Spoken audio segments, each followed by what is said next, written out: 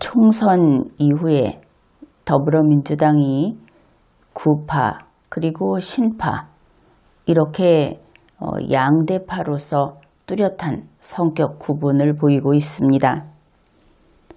구파의 경우는 오만하지 마라, 자세를 낮춰라 이런 목소리를 내고 있고,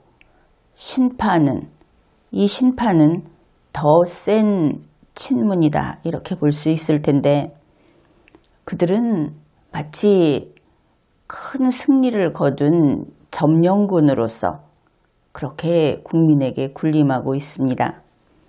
이 국민들을 피점령지의 주민 취급을 하고 있는 것이죠.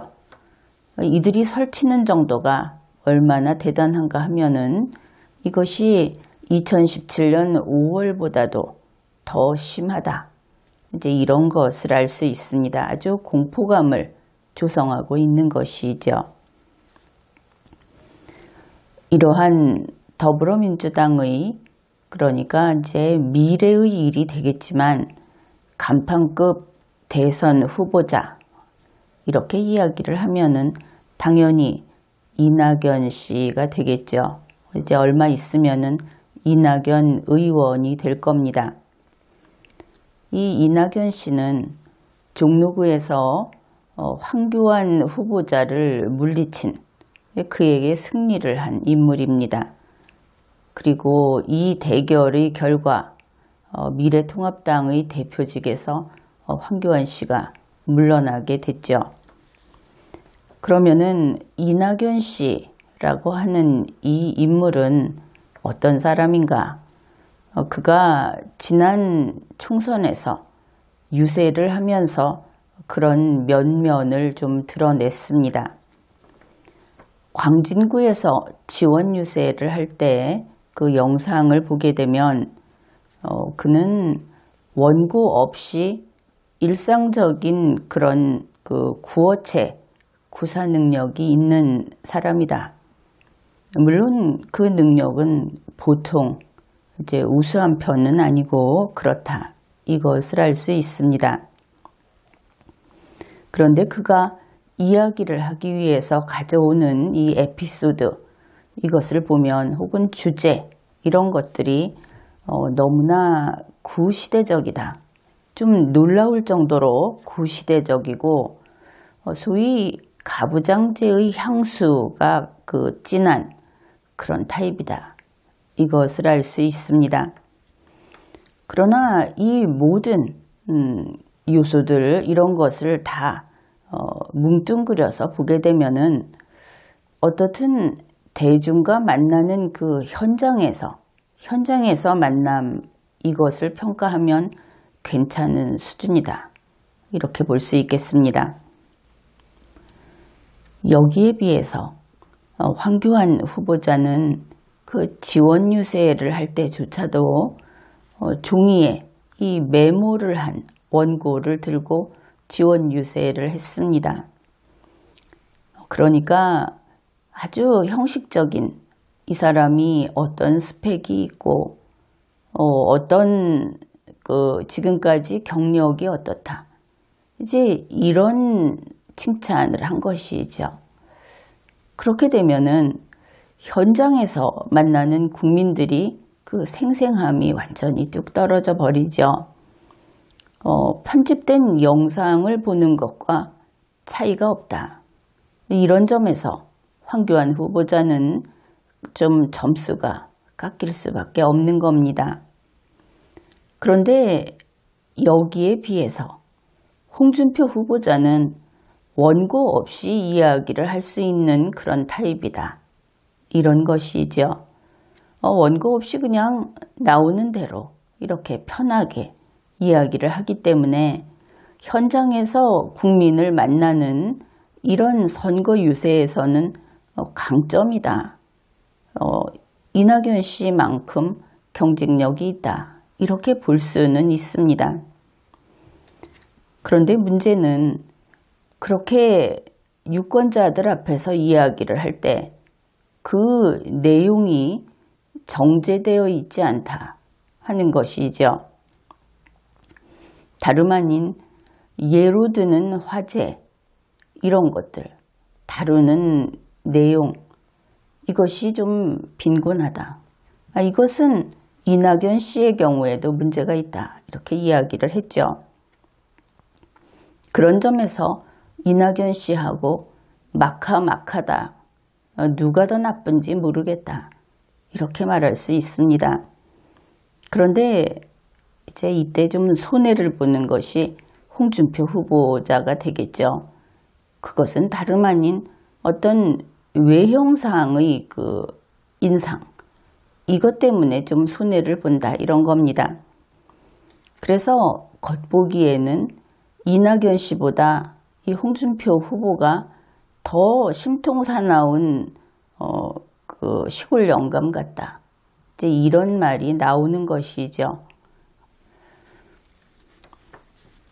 이제 이낙연 씨의 그 다음, 그가 어떤 사상을 지니고 있는가 하는 것을 보여주는, 그것이 경북 구미시의 지원 유세 영상입니다. 그런데 이것을 유튜브 이낙연 TV가 직접 올려놨고, 그들이 스스로 붙인 제목이 이렇습니다. 모두가 인정한 명품 연설, 이런 제목을 붙여놨는데 그 내용을 좀 보기로 합시다. 사람의 말과 글에는 그 사람의 내심과 그 사람의 철학이 들어있죠. 심지어 삐뚤어진 심성까지 거기에 들어있다 하는 겁니다. 그 사람이 어떤 편견의 소유자인가, 그것이 잘하겠다고 써놓은 원고 속에 그냥 드러나 버린다 하는 것입니다. 먼저 내용이 이렇습니다.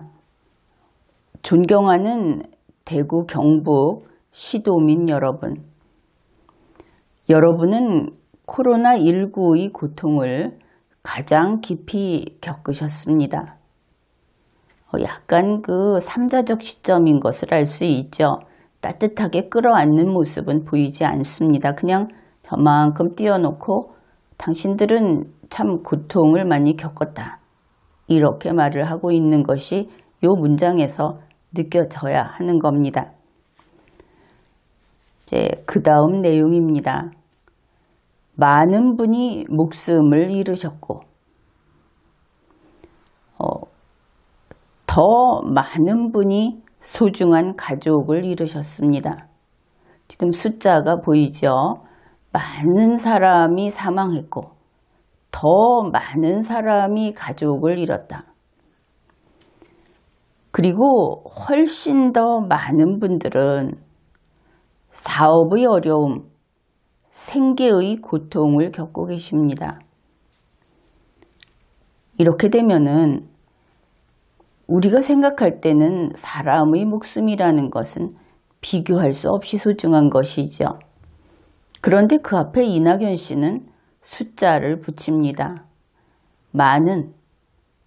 그 다음에 가족을 잃은 것은 아무래도 2차적이겠죠.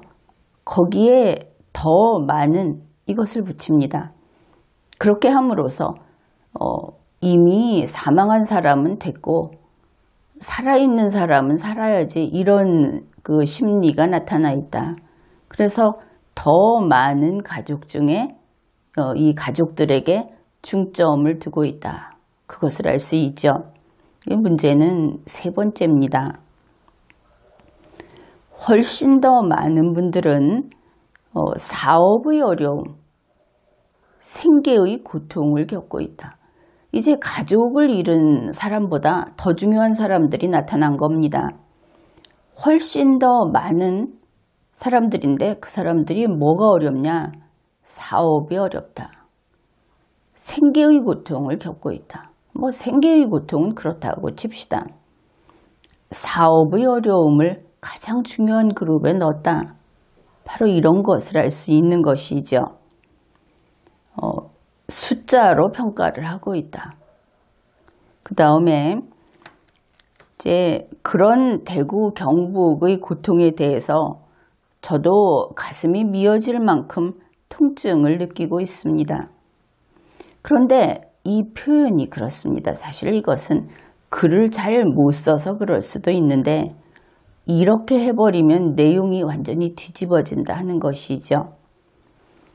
대구 경북의 고통에 대해서 저도 가슴이 미어집니다 하면은 당신들이 괴로우니까 나도 그렇다 이렇게 되겠죠. 그런데 가슴이 미어질 만큼 통증을 느낀다고 했습니다. 통증은 누구의 문제입니까? 이낙연 씨의 문제입니다. 이낙연 씨는 그 통증을 싫어합니다. 그렇겠죠. 대구 경북 사람들 때문에 이낙연 씨가 무슨 이유에선지 통증을 느낍니다. 이낙연 씨는 그것이 싫은 것이죠. 문장을 정확하게 해석하면 이렇게 됩니다. 그래서 이 첫 번째 단락에서 문제는 이낙연 씨가 일단은 목숨, 그러니까 가족이 사망한 사람들, 그리고 사업의 어려움, 돈, 이것을 그냥 등가치로 나란히 병렬시켰다. 그 다음에 앞에 숫자를 붙여서 돈을 가장 중요한 것으로 만들어버렸다. 이제 이것을 알 수 있죠. 이런 점에서 이낙연 씨는 과연 문재인 씨를 참 많이 닮았다. 이렇게 말을 할 수 있겠습니다. 그 다음에 대구 경북 때문에 나도 통증을 느끼고 있다. 이것은 이낙연 씨가 통증을 느끼게 한 대구 경북은 나쁜 곳이 되겠죠. 이제 이렇게 해석을 하면 일단은 그럴 겁니다. 뭘 그렇게까지 이야기하느냐. 이제 바로 뒷문장을 보게 되면 이것이 옳은 해석이다. 그것을 확인하게 됩니다. 그것은 그것이고 이낙연 씨 자신이 지금 그 괴롭고 위험한 상황에 있는 대구 경북을 찾아가서 자기가 통증이 있든 말든 그거 이야기할 처지냐. 이렇게 봤을 때 이낙연 씨는 자신을 왕으로 인식하고 있는 이 병, 이 나쁜 병에 이미 걸렸다. 그것을 알 수 있고 또 이러한 화법은 문재인 씨하고 아주 유사한 화법이다. 그것을 확인할 수 있습니다. 이제 그 다음 단락입니다. 바로 이어지는 내용이죠. 그러나 그런 고통 속에서도 대구 경북 시도민 여러분께서 코로나19와 그에 따른 경제적 위축에 의연하게 대처해 주시는 데 대해서 우선 감사드립니다. 우선은 여기서도 우선이라고 하는데 문장에서 우선 감사드립니다. 이렇게 하면 감사드립니다. 경의를 표합니다. 하는 이 모든 말들을 아주 가볍게 그렇게 만들어 버립니다. 우선 대충 이런 뜻이 되기 때문입니다. 여기서는 이 말이 들어감으로써 감사가 가령 100이라면 우선 감사드리는 것은 한 10이나 20 정도 된다. 이렇게 달라지는 것이죠. 그런데 문제는 이 문장 첫머리에 들어간 그러나 이것입니다. 앞에서 대구 경북으로 인해서 내가 통증을 느낀다 이랬죠. 그러나 우선 감사드린다. 이렇게 말을 한 겁니다. 연결되는 문장이다. 그러면 A 그러나 감사한다. 이러면 감사하는데 A는 장애가 되는 것이겠죠. 감사하고 싶은 게 아니겠죠. 따라서 A는 좋은 것이 아니고 나쁜 것이 된다. 이렇게 됩니다. 그래서 대구 경북 때문에 느끼는 이낙연의 통증은 그것이 가슴 아파서 안타까워서 이게 아니고 골치 아파서 이렇게 해석이 되는 겁니다. 본인이 지독히도 글을 못 써서 그렇다고 이야기를 한다면 그러면 이런 글 쓰면 안 되고 이런 말 하면 안 되겠죠. 그런데 이낙연 씨 전에 직업이 기자였다고 합니다. 지지리도 글을 못 써서 이렇게 해석이 되는 연설문을 썼다면 기자는 어떻게 한 것인가? 그렇게 물어야 하겠죠. 그 다음 단락입니다. 이제 앞에 대구 경북 지역 사람들이 얼마나 힘들게 지내는가. 그리고 그들 때문에 이낙연 씨가 통증을 느낀다. 통증을 느끼지만 그래도 의연하게 대처하고 있다는 점은 우선 감사하겠다. 이런 이야기를 하고 이어서 이제는 대구 경북은 돌아다 보지도 않습니다. 이제 나오는 내용을 보면은. 그리고 대구 경북에 와서 위험을 무릅쓰고 환자와 가장 가까운 거리에서 진찰과 치료에 임하신 의료진 여러분의 헌신적 노력에 대해서도 깊은 감사를 드립니다.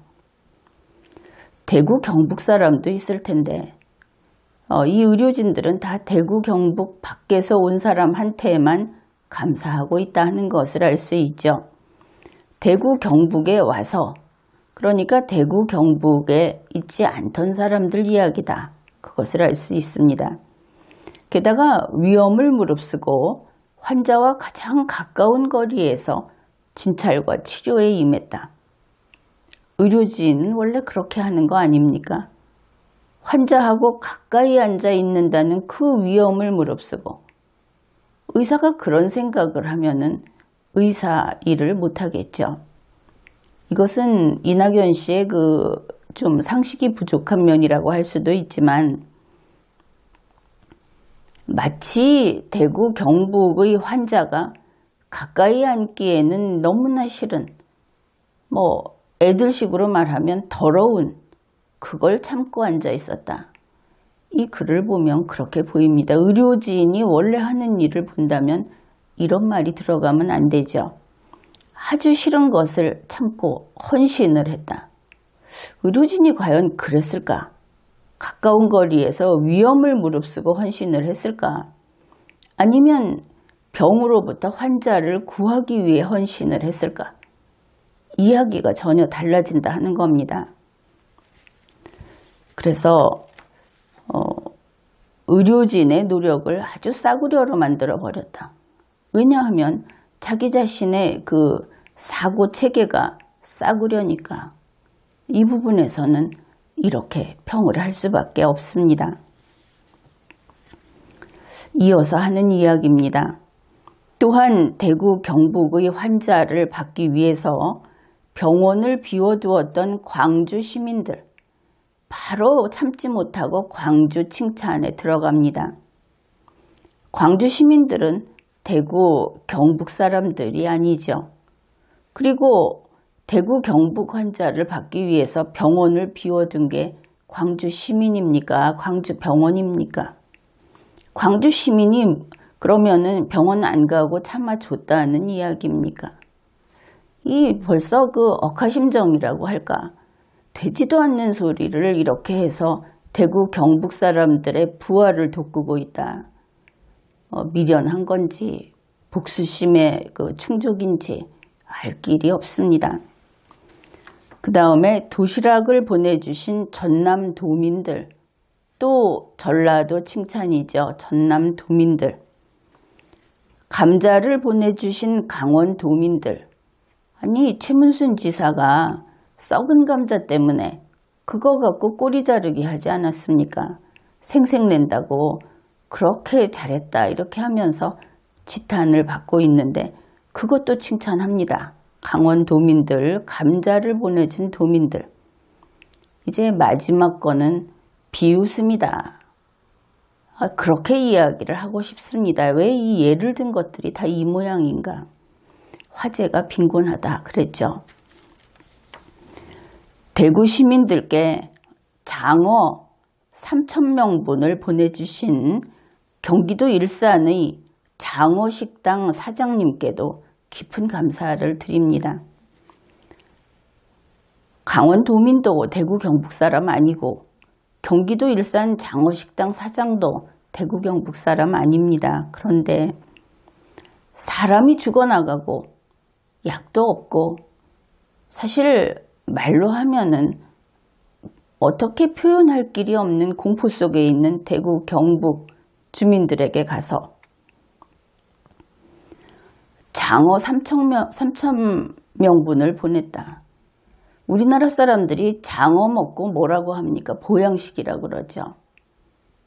그러면 이게 대구 경북 거기에 있는 우리 국민들한테 준 거냐 아니면 의료진에게 준 거냐 뭐 상관이 없는데 할 말 안 할 말을 가리지 못한다 하는 겁니다.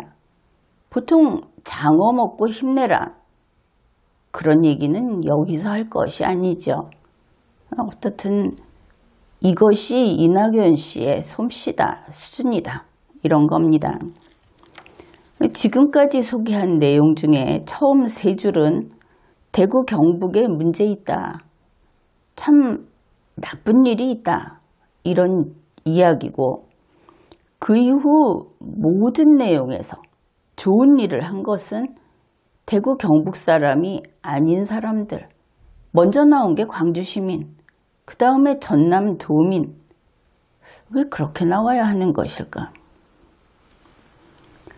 자, 이것이 이낙연 씨의 내심을 드러내놓은 것이다. 이렇게 볼 수 있겠죠. 그 다음에 이제 이낙연 씨의 그 지역색, 지금 보면은 지역색이 참 잘 드러나 있는데, 뭐 이 부분은 분명하게 말할 수 있을 것 같습니다. 이낙연 씨 자신이 호남 사람, 그렇죠. 그리고 지금 이 내용을 보게 되면 대구, 경북, 그리고 경남까지 포함해서 이것을 그냥 영남 이렇게 부르면은 이 영남에 정이 없다. 그것을 알 수 있습니다. 물론 이 내용에서는 경남은 이야기를 하지 않고 있는데 이것은 요즘 추세 때문에 합쳐 놓은 겁니다. 이 대구, 경북, 그리고 부산, 경남 이제 이런 것이 문재인 씨 또 뭐 노무현 전 대통령 때로부터 좀 갈라져 있었다. 아니 굳이 정치권에서 갈라 놓으려고 애를 썼죠. 이 영남을 반으로 나누려고 그랬는데 이번 4.15 총선이 좀 공을 세웠다 하는 것은 이게 좋은 뜻은 아닌데 결과만 보면은 그동안 10수년 이렇게 정치적으로 분할이 되고 대립을 하던 TK, PK를 통합하는 그런 그 결과를 가져왔습니다. 무슨 뜻이냐 하면은 바깥쪽에서 그러니까 이 지역별로 차별을 하는 그런 것이 지금 좀 상황이 바뀌지 않았습니까? 그래서 이 영남 지역을 하나로 묶어서 욕먹는 지역이 됐다. 그런 면에서 TK와 PK가 통합이 됐다. 그러다 보니 같이 욕먹고 그러다 보면 다시 우리가 남이냐 하면서 다시 예전으로 돌아가고 있다. 이런 것을 알 수 있습니다. 바로 TK, PK를 합한 이 지역이 중국 코로나 바이러스 보유 지역이다. 그래서 저기는 오염된 땅이고 저기 사는 인간들은 오염된 인간이다. 뭐 굉장히 나쁜 이야기인데 이것이 드물지 않게 우리가 이런 이야기를 들을 수 있다 하는 겁니다. 그뿐 아니라 이제 여기에 부산까지 대구 이쪽에다가 부산까지 포함을 시킨 것은 이번 총선에서 문재인을 배반했다 하는 것이죠. 그래서 반문이고 적폐 지역이다. 그래서 영남 지역을 통째로 이렇게 좀 소위 찍혔다 하는 곳으로 이렇게 됐다. 그것을 알 수 있습니다. 실제로 SNS라든지 이런 데를 보게 되면 대구, 부산, 경북, 경남 이것이 더불어민주당 신파 그룹 또 친문 그룹의 공격 대상이 되고 있다. 그것을 알 수 있습니다. 이제 왕따 지역이 됐다 하는 것이고 최근에는 그 언론에도 이것이 알려졌듯이 이것이 그 무슨 교수인가 하는 사람 혼자 하는 말이 아니다 하는 겁니다. 그쪽 그룹이 이들은 사실 이렇게 해서는 안 되는데 저기 판에서 일본 주자 이러고 있습니다. 그게 영남 전체다. 이런 것이죠. 문재인의 나라라고 하는 그런 관념으로 보았을 때 이제 호남 사람은 더 이상 차별을 받는 소외되는 사람들이 아닙니다. 원피스에 나오는 천룡인 같은 이제 그런 행태를 보이는 높으신 분들이다. 이것을 알 수 있죠. 과거에는 호남차별 이런 말이 있었습니다. 이제는 호남이 벼슬이다. 이런 것이죠. 호남이면 선거 때 얼마나 큰 소리를 칩니까?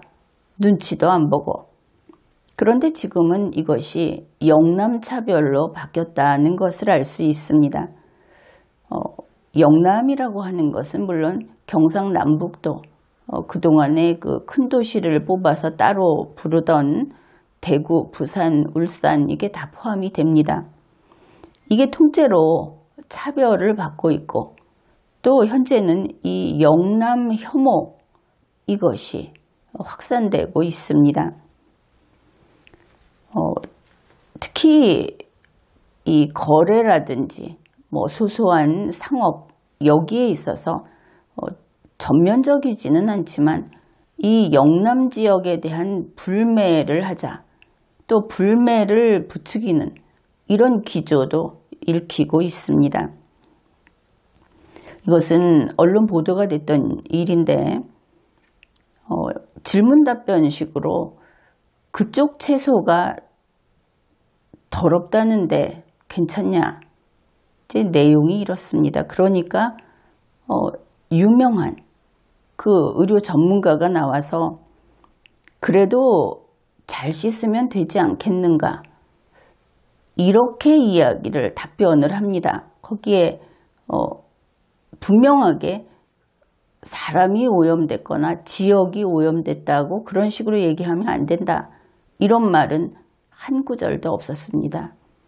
그러면은 이러한 그 혐오 그것이 퍼져나갈 수밖에 없죠.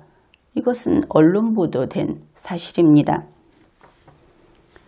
어떻든 이낙연 씨에 대해서 이렇게 그의 그 발언을 통해서 지역색도 확인을 했고 또 편파적인 그런 것도 받고 이제 그랬는데 이낙연 씨가 60여 년 그 인생을 살아온 그런 사람이죠.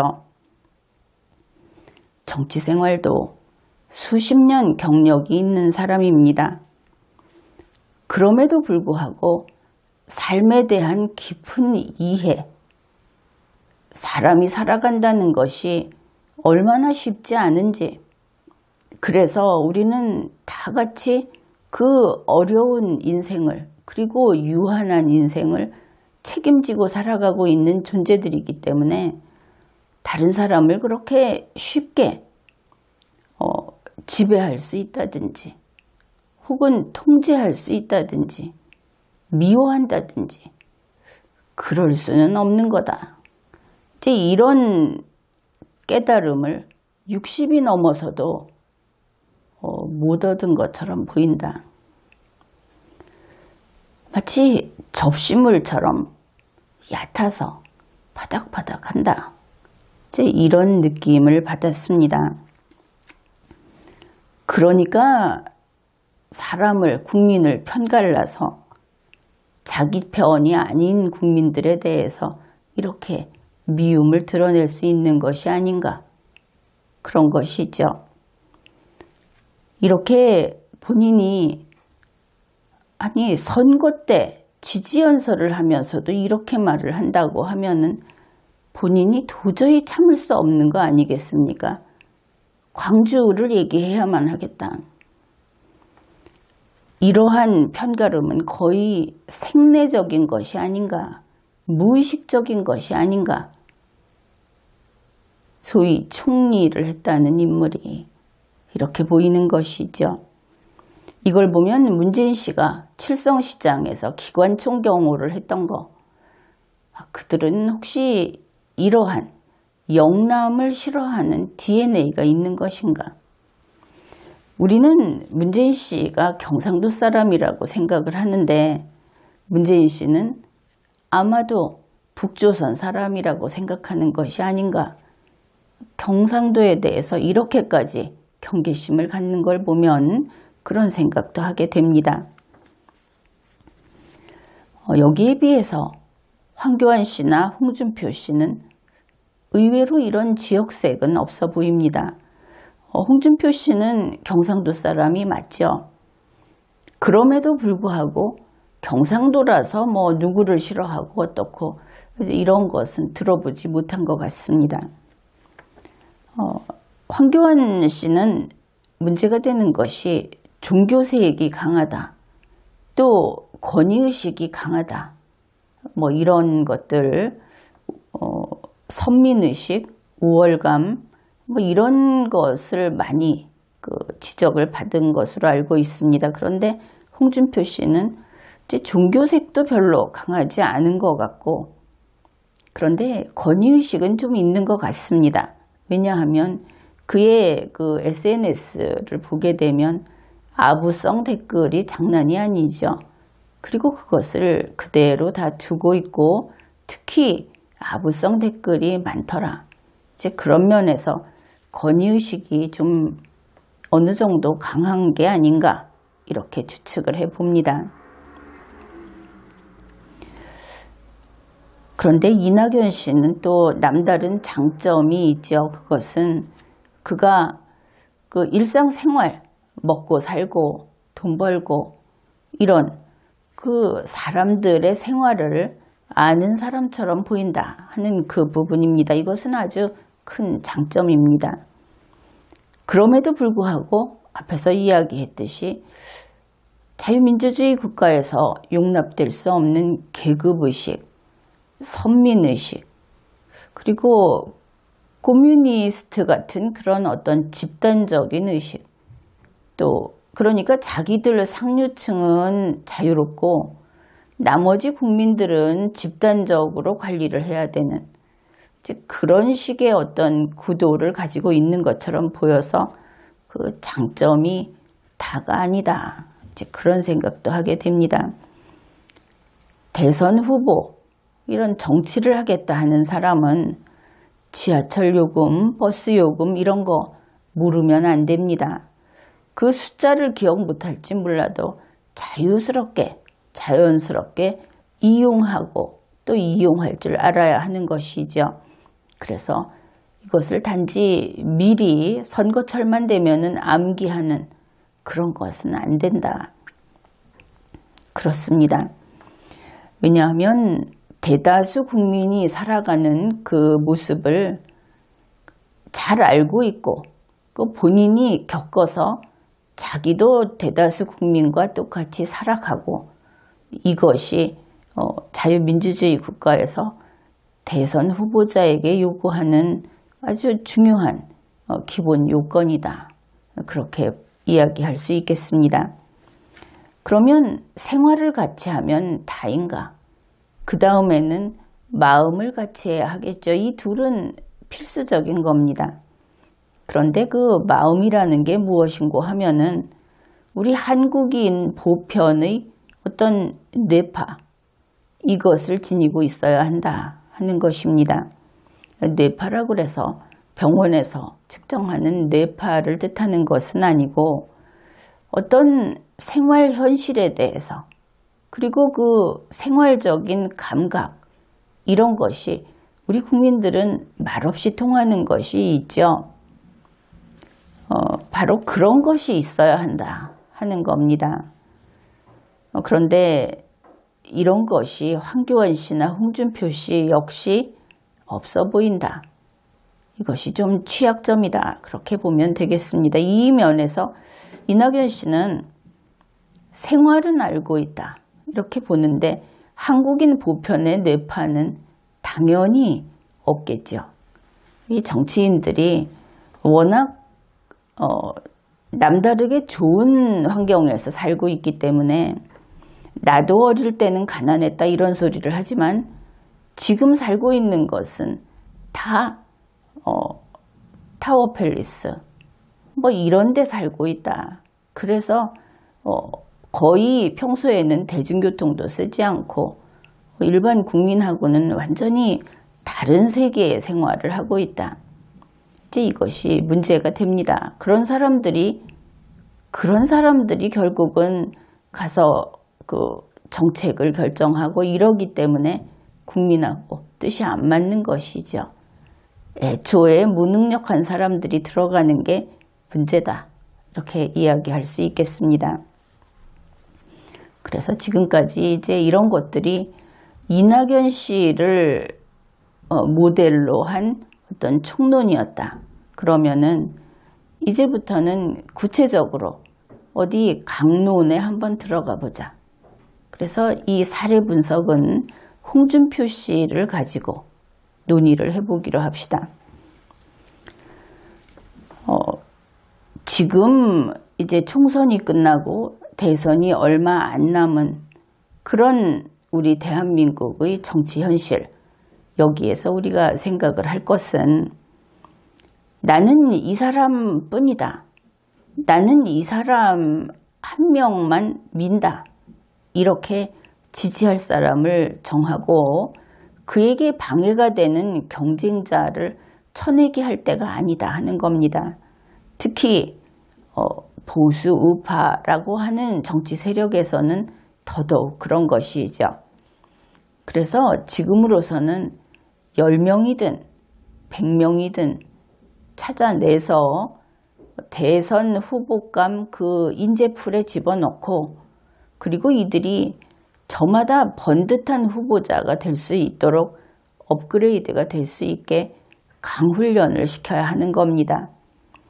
만일 뛰어난 사람 100명 중에서 경선을 해서 1명을 내보내면 그러면 승리할 가능성이 더 크겠죠. 바로 그런 원리다. 이러한 것입니다. 그런데 이제 홍준표 씨도 이제 조금 있으면 의원이 되겠죠. 이 호칭이 그렇습니다. 황교안 씨는 현재 직책이 없죠. 그래서 뭐 적어도 당분간은 황교안 전 대표 아마 이런 이름으로 불리울 테고 이낙연 씨나 홍준표 씨는 이제 5월이 지나가면은 국회의원 이렇게 되니까 홍준표 씨는 전 대표 이렇게 부르는 것은 적당치 않게 그렇게 됩니다. 홍준표 씨가 자신의 페이스북에 다음과 같은 글을 올렸습니다. 이것은 함께 읽어보기로 하죠. 아직도 분이 풀리지 않지만 지난 총선에서 막천을 자행한 김형호, 최모 교수, 조모 여 검사장의 무례와 방자함은 이제 있겠습니다. 황 대표와 그 측근들의 무도함과 횡포도 있겠습니다. 어제 찾아온 이인선 통합당 후보가 선거 때 보여준 날선 감정도 있겠습니다. 마찬가지로 선거 때 이인선 후보를 도우러 수차례 내 선거구에 이인선 후보 지원 유세를 온 곽상도 의원의 방문도 고맙게 생각합니다. 이제 모두 잊고 나라의 장래와 보수 우파의 미래만 생각하겠습니다. 오늘은 창녕 부모님 산소에 갔다 오겠습니다. 이제 이런 글을 올렸습니다. 그래서 총선이 끝난 지 얼마 안 됐고, 그리고 사실 홍준표 후보자가 당선이 됐다 하는 것이 그나마 그 미래통합당을 지지하는 그런 그 지지자들 사이에서는 아주 가느다란 어떤 희망, 용기를 잃지 않게 해주는 그런 것이다. 이렇게 보았기 때문에 홍준표 후보에 대한 비판은 좀 뒀다 하려고 했습니다. 그러나 그가 대선을 목표로 한다고 몇 번이나 공개적으로 밝혔기 때문에 이 상태로는 안 된다.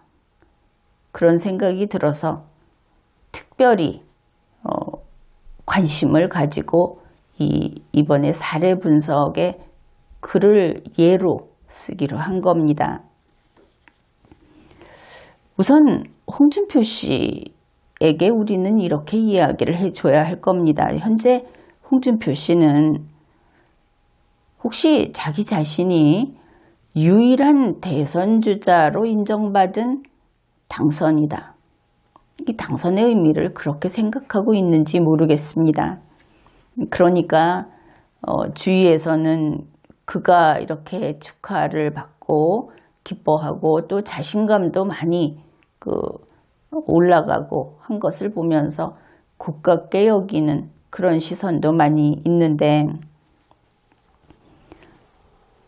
본인도 그렇고 주위에서도 혹시 이렇게 보는 것인가? 그렇다면 그것은 잘못 알고 있는 것이다. 이제 우리 국민은 그것을 알려주어야 하겠죠. 국민은 300명 국회의원 가운데 300분의 1의 선택으로 그를 선택해 준 거다. 이걸 알아야 하는 겁니다.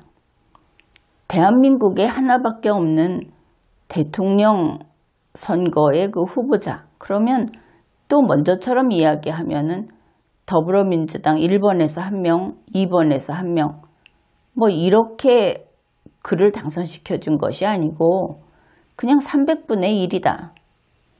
국회의원에 당선된 것이지 대선 후보자로서 당선시켜 준 게 아니다.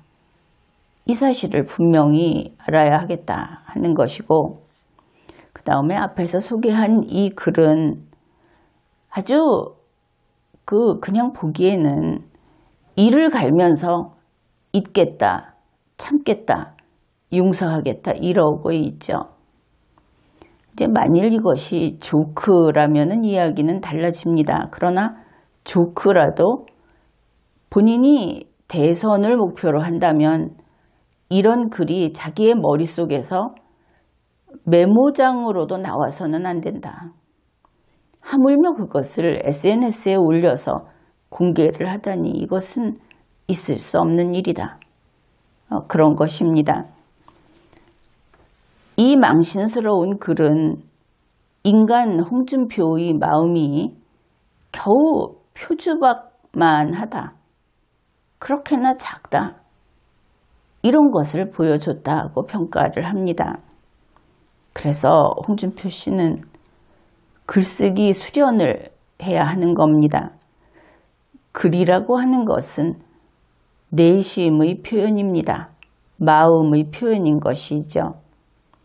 그러면은 글쓰기를 수련하라는 이야기는 그 마음부터 바로 잡으라 하는 뜻이 되겠죠. 따라서 홍준표 씨는 심성을 다시 단련시켜야 된다. 지금 그 모양 그 꼴로는 어디에도 못 쓴다. 그런 겁니다. 물론 SNS라든지 이런 데서 보면은 또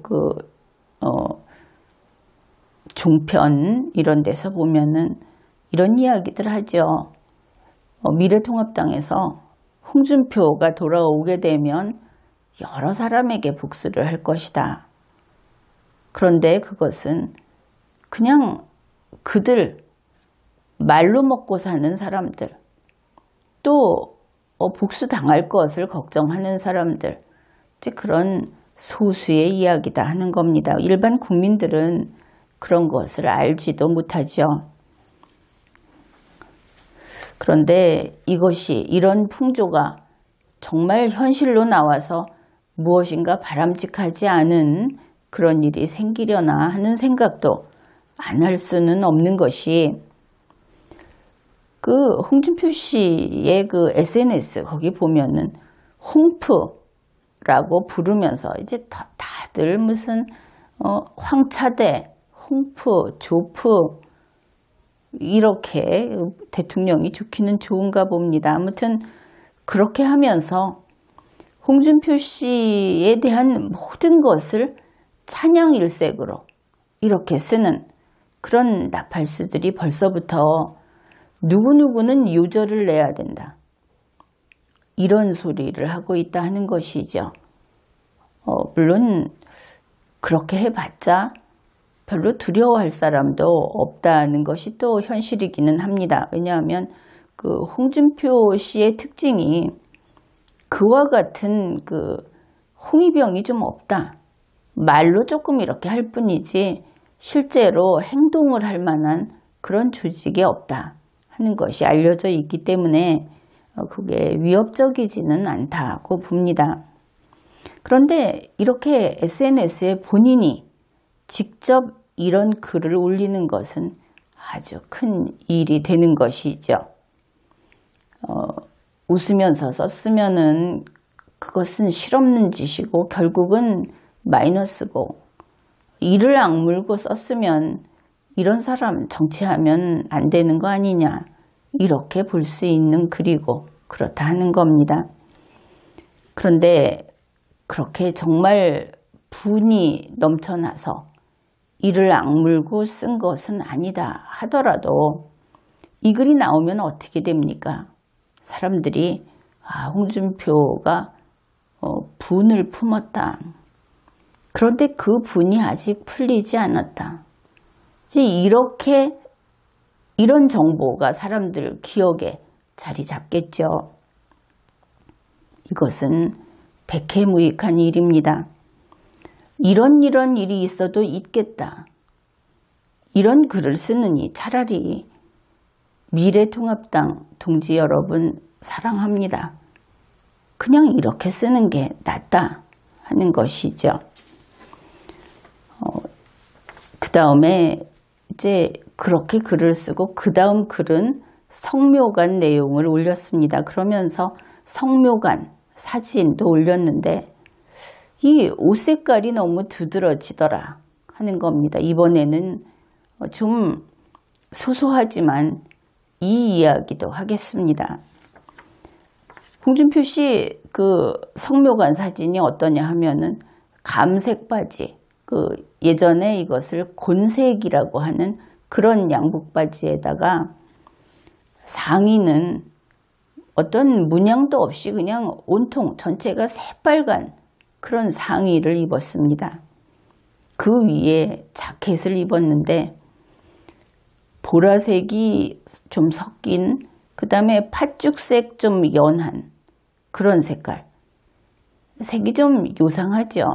남자가 입기에는 눈에 띄는 옷인 건 맞는데 거기에 체크무늬까지 들어 있습니다. 그런 자켓을 빨간 상의 위에다 입고 있었습니다. 굉장히 튀죠. 그래서 홍준표 씨를 보면은 번번이 느끼는 것이 저 정도면 색채 감각이 좀 없어 보인다. 이런 것이었습니다.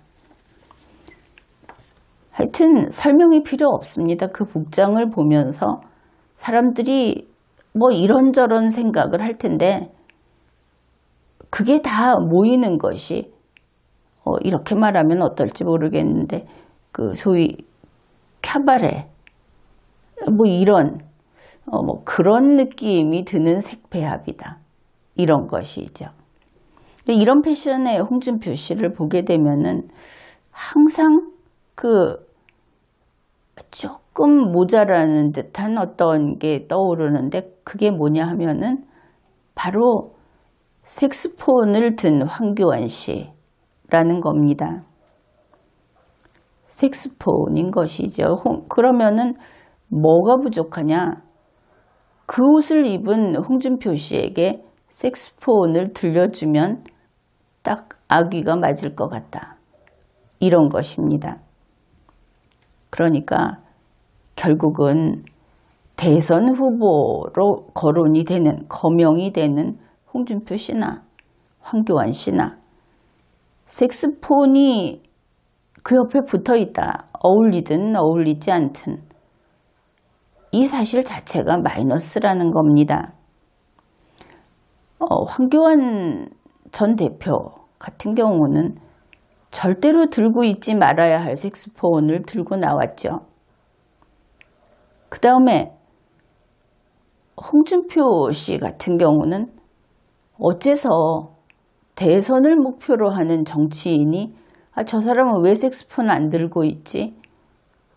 이렇다는 겁니다. 둘 다 색스폰이라는 이 이미지, 그것은 대선에 불필요한 것이고 있어서는 안 되는 물건이 되겠죠. 그 다음에 이제 이왕 사진을 보고 이런저런 이야기를 했으니까 조금만 더 해보기로 합시다. 홍준표 씨가 이 성묘를 한 그 자리에서 성묘할 때 바닥에 까는 돗자리가 있죠. 그 돗자리에 그 조금 전 옆에 있는 사진을 보면 그 돗자리에 무릎을 꿇고 엎드려서 절을 하고 이런 돗자리인데 가장 크게 넣어놓은 사진은 그 돗자리를 구두 신은 채 구두발로 밟고 서서 사진을 찍어 올렸다 하는 겁니다. 그 돗자리가 어떤 돗자리냐? 자기 자신에게는 부모님 그 묘지 거기에 성묘라는 그 예식을 하기 위해서 깔아둔 돗자리인데 그걸 그냥 구두발로 밟으면서 사진을 찍어도 아무렇지도 않은 그런 인물이다. 이거는 문제가 되죠. 이거는 무감각하다. 그런 겁니다. 그 다음에 잘 살펴보면은 그 제기도 준비를 해갔습니다. 성의 있게. 그런데 소주병인지 뭐 술병이 흙바닥에 그냥 던져져 있습니다. 이게 자유분방함인가? 보통은 그렇게 사진을 내보낼 때는 그런 빈병은 치워서 그 카메라 구도 안에 들어가지 않게 찍죠. 이것도 무감각이다. 이런 것입니다. 결정적인 것은 엎드려 절하는 사진을 공개를 했습니다. 그런데 보통 그런 사진은 안 내보내죠. 엎드려 절하는 사진은 어떻게 봐도 품위 있게 보이지는 않는 것이기 때문입니다. 그걸 보면은 머리를 바닥에 쳐박고 있는 그 엉거주춤한 자세가 마치 낙선해서 낙선보고를 올리는 혹은 그리고는 울고 있는 듯한 그런 포즈라는 것도 문제가 되죠. 어떻든 이렇게 사진 한 장을 선택하는 안목, 이 사람이 안목이 어떤가 하는 것은 바로 유권자들이 그런 것들 하나하나까지 다 관찰하고 평가한다. 그것을 알아야 하는 겁니다. 그런데 혹시 그냥 생긴 대로 내 멋대로 그렇게 하겠다. 또 그게 그 홍준표 씨의 그 배짱 두둑한 그런 매력이고 강점이다. 또 이렇게 이야기를 할지 모르겠습니다. 뭐 그렇게 말을 한다면 할 이야기는 없죠. 문제는 그냥 자기 좋은 대로 살면 되는 거냐. 그러면 선거는 포기하는 거냐. 이렇게 되는 겁니다. 왜냐하면 선거에서 선택권은 국민에게 있기 때문이죠. 홍준표 씨의 마음이 중요한 것이 아니고 국민에게 어떻게 보이느냐, 그것이 중요하다. 이런 겁니다. 사람이 그 복장이나 말씨나 자세 이런 것들이 가지런하지 않으면, 다시 말해서 이런 것이 자유분방하고 무질서해 보이면, 그러면 사람들은 이렇게 판단을 합니다. 이제 대선 후보자로서 이야기를 하는 겁니다. 저 사람은 비전문적이다. 전문성이 없다. 저 사람은 신중해 보이지 않는다. 그러면 믿을 수 없겠죠. 그 다음에 저 사람은 이 시대를 짊어질 정치적 신념이 없어 보인다. 심각하게 인생을 생각하고 심각하게 이 나라를 생각하는 사람이 그렇게 되는 대로 자유분방할 수는 없겠죠. 영화에 나오는 예술가도 아니고.